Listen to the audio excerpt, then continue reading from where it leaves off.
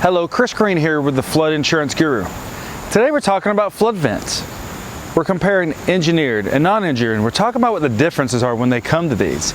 Does it impact your flood insurance premiums? Does it impact your pocket when you're trying to decide which one to go with? So let's talk about it a little bit. First of all, what is an engineered flood vent? Well, an engineered flood vent is actually a flood vent that has passed testing to be a flood vent. It has specifically been designed to help water flow underneath the property and flow back out. This flood vent is built to withstand floods over time and that water intake into a property. And so these are the big things. The other thing is that an engineered flood vent also has to go through certain guidelines and sign-offs, like an architecture or engineer who signs off stating that certain things have been done with this flood vent. The other thing with engineered flood vents is they can also have more square inches per vent, which means you can have less vents.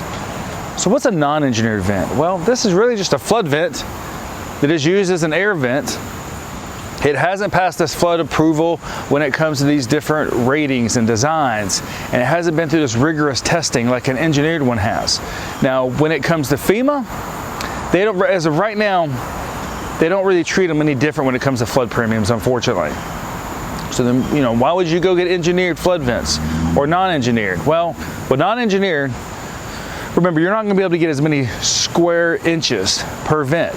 So you've got to have at least 1 square inch for every square foot that's enclosed. So if you have a 1,500 square foot house that's enclosed, you got to have 150 square inches.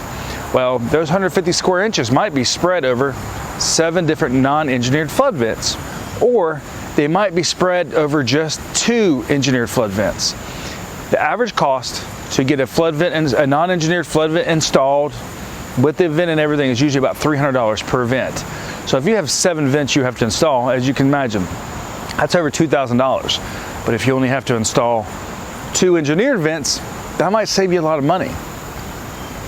And one of the bigger things, though, is I said, these engineered flood vents have been tested. They can get a lot more square inches. They're also going to be able to withstand a lot more. So when you have non-engineered, you might actually have to go back and replace them a lot more, and so it might actually end up costing you more money. But remember, you've got to have at least 2 flood vents on a property for it to be considered flood vents.